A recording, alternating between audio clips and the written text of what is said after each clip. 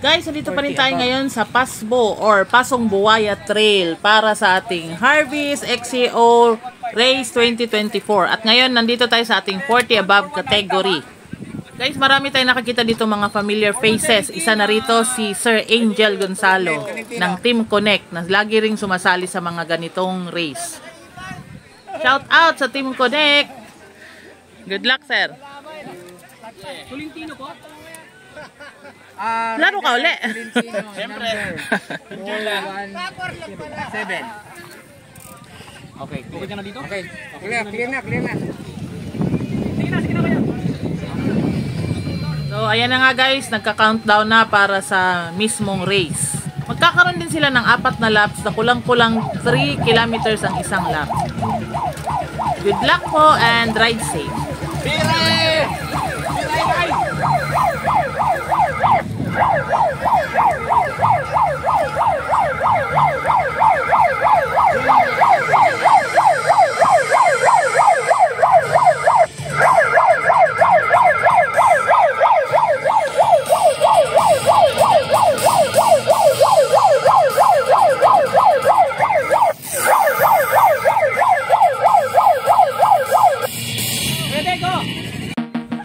Dito ulit tayo pwesto sa shawarma drop.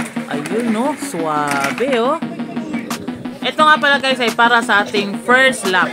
Oy, Angge! Bilis sa Angge! Option dyan, option. Option!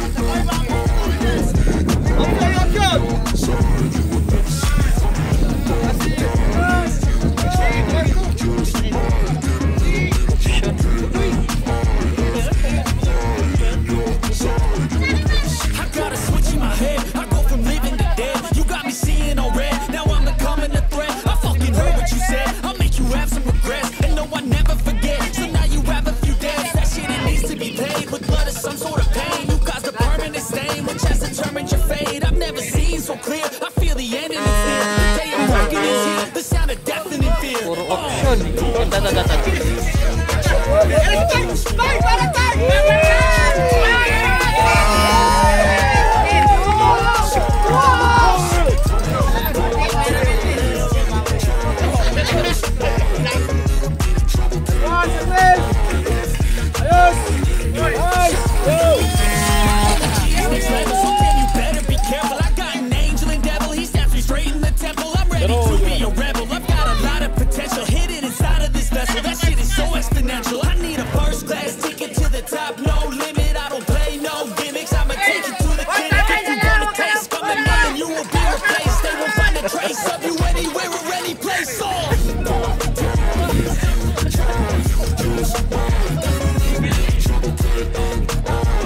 Ito naman ang ating pangalawang lap. So yan, si Sir pa rin ang nangunguna. Sumunod sa kanya si Sir Angel ng Team Connect. Pero sa option dumaan si Sir Angel. Hindi siya nag-jump.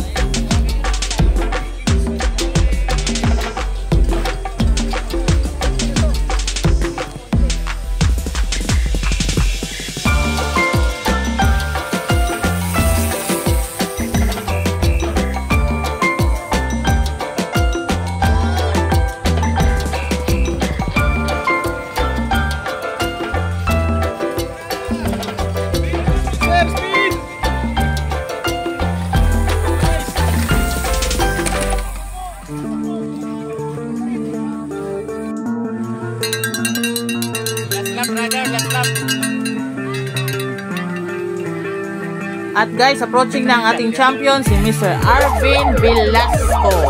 Ito yung consistent kanina pang nangungunin. Siya ang ating champion sa 40 above category.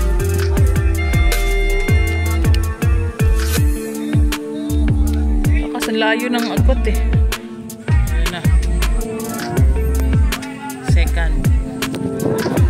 Approaching na rin guys, si Sir Angel Gonzalo ng Team Connect, ang ating second para sa 40 above category. Congratulations, sir!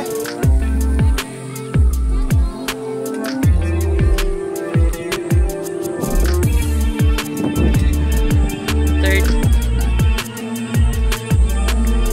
At ito na ang ating third place, si Sir Alberto Aritanio. Congratulations po sa inyong lahat, sa mga nag-podium at sa lahat ng participants. Kita-kita ulit tayo guys sa susunod yung mga karera. Grabe, ang hirap ng pinagdaanan nyo. Hindi lang yung sa ruta mismo, kundi pati rin yung init.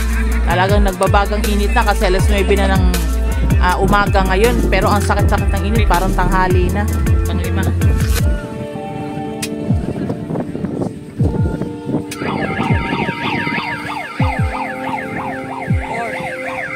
Lima.